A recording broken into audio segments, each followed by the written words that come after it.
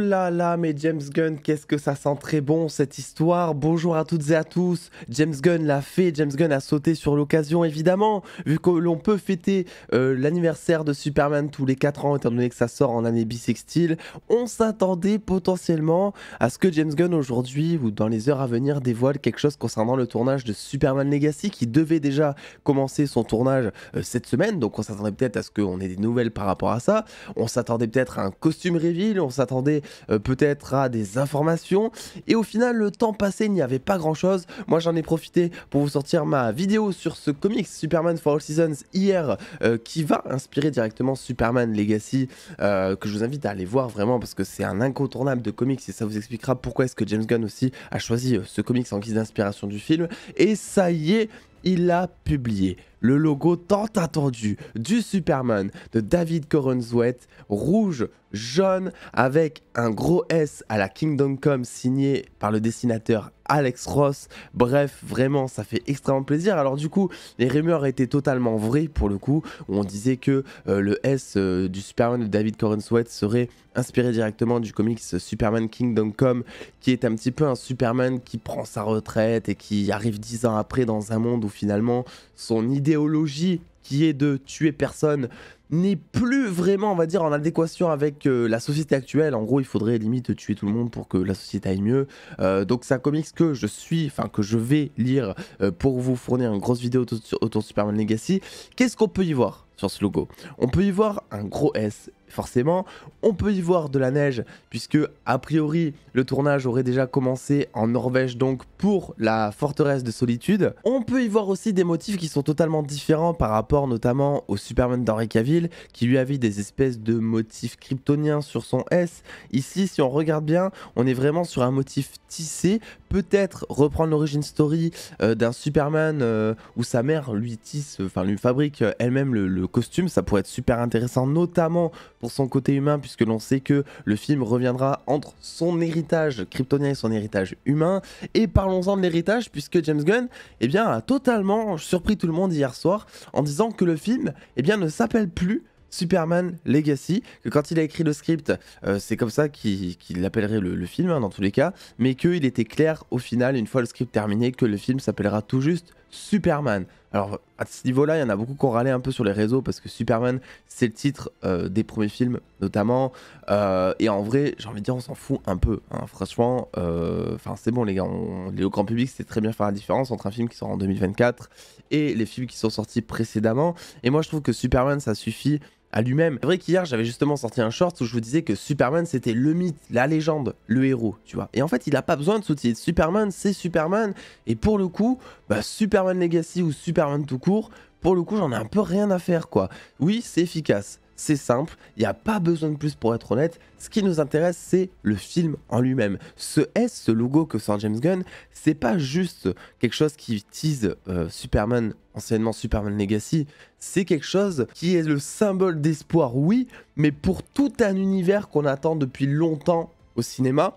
Alors, sur le long terme, parce qu'il y avait évidemment tout le Snyderverse, etc. Mais ça n'a jamais fonctionné à la hauteur déjà de l'attente de Warner, et ça n'a jamais fonctionné en temps réel pour le spectateur aussi, pour le grand public, qui considérait à l'époque ces films comme étant trop dark, même si maintenant ils sont beaucoup plus surévalués.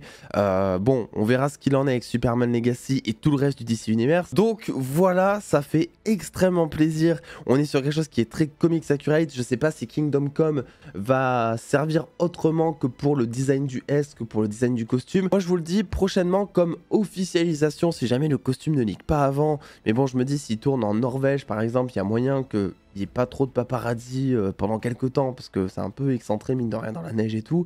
Peut-être qu'ils ont un peu de temps devant eux avant que ça fuite, mais si jamais ils doivent faire un prochain reveal, ce que j'attends moi et ce que je pense qu'il y aura, c'est Superman de dos. Voilà, où tu vois juste son S sur la cape, puisqu'il y a certaines itérations de Superman où il a un S sur la cape, et j'adore d'ailleurs cette itération, et en fait tu verrais juste la cape, puisque la cape est plus large que le corps, donc tu verrais finalement que la cape et tout le reste serait caché derrière. Ça serait super intéressant, ça officialiserait la cape aussi, et ça amènerait les choses petit à petit pour finir avec un troisième reveal avec David Corenswet en costume de face, par exemple, pour le voir potentiellement en slip ou en boxeur. Alors personnellement, je suis beaucoup plus friand que Superman porte le slip ou le boxeur pour Superman, enfin Superman tout court d'ailleurs, maintenant faut l'appeler.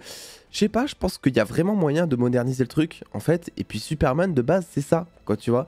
Donc oui, il y a eu la version d'Henry Cavill qui n'a pas porté de slip, et vraiment on l'adorait, il n'y a pas de souci, mais pour autant, est-ce que c'est cette différence qui doit causer une discrimination envers les slips? Vraiment, le slip sous-côté en 2024, je ne sais pas.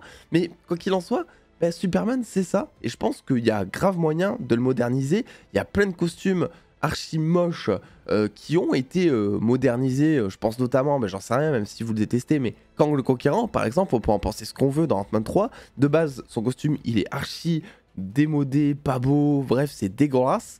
Et dans Ant-Man 3, bah, franchement, il était plutôt classe le truc. Donc il y a toujours moyen de faire quelque chose avec les origines du personnage tout en restant comics accurate et moderne à la fois. C'est compliqué, mais c'est pas impossible. Alors ils sont assez malins aussi, moi je trouve, puisque on a aussi eu donc tout le casting, ou enfin en tout cas une partie, dont la Lois Lane et le nouveau Lex Luthor, qui ont partagé une vidéo à l'occasion donc de l'anniversaire de Superman, l'anniversaire du héros, et forcément de cette officialisation de nouveaux titres et de nouveaux logos, on dira. Et en fait, je me suis dit un truc, c'est qu'ils sont quand même vachement malins. Parce que quand on y pense, David Corenswet, il a pas une seule fois montré complètement son physique depuis qu'il a été officiellement casté en tant que Superman. Alors il y a eu 2-3 moments où on le voyait quasiment entièrement, mais soit il portait des vêtements très larges, soit il cachait un peu ses muscles et tout, et tu sens que tout ça c'est fait justement pour que au moment du costume reveal, de la shape reveal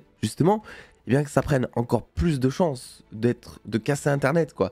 Parce que ça va casser Internet, et moi je peux vous assurer que David Corenswet, il a vachement pris en masse, moi je pense. On l'avait avec Mister Terrific, qui a posté une photo lui aussi, qui se faisait limite harceler sur les réseaux au moment où il a été casté, parce que l'acteur de base est très très sec, même s'il est musclé, il est très très sec, et il a vachement pris en masse. Alors oui, il y a sûrement de la potion magique dedans, mais j'ai envie de vous dire, comme 98% des acteurs à Hollywood qui ont ce besoin de prendre énormément en muscle pour un rôle qui tombe dans 6 mois, quoi. C'est le business qui veut ça. À Hollywood, c'est quelque chose de beaucoup plus courant et démocratisé que par exemple en France. Ça n'enlève en aucun cas, moi je trouve, le mérite, parce que c'est pas parce que tu te charges que tu vas prendre du muscle tout seul, quoi. Il faut quand même bien manger et s'entraîner très fort à côté. Ça accélère juste le processus, on dira, d'autant plus que ça a une bonne excuse puisque c'est pour un rôle de 6 mois. Donc pour ça, moi, c'est pas quelque chose qui me choque, en fait.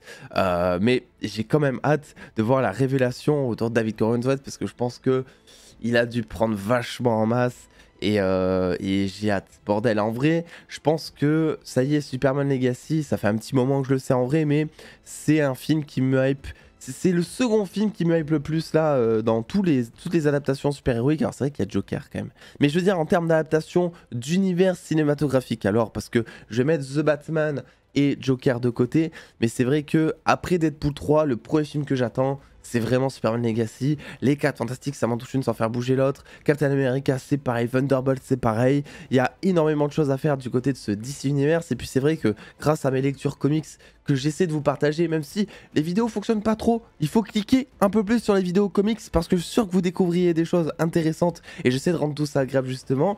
Ben, je suis encore plus plongé dans cet univers d'ici, et bordel, qu'est-ce que j'ai hâte. Qu'est-ce que j'ai hâte. Donc écoutez, n'hésitez pas à me donner votre avis sur ce logo.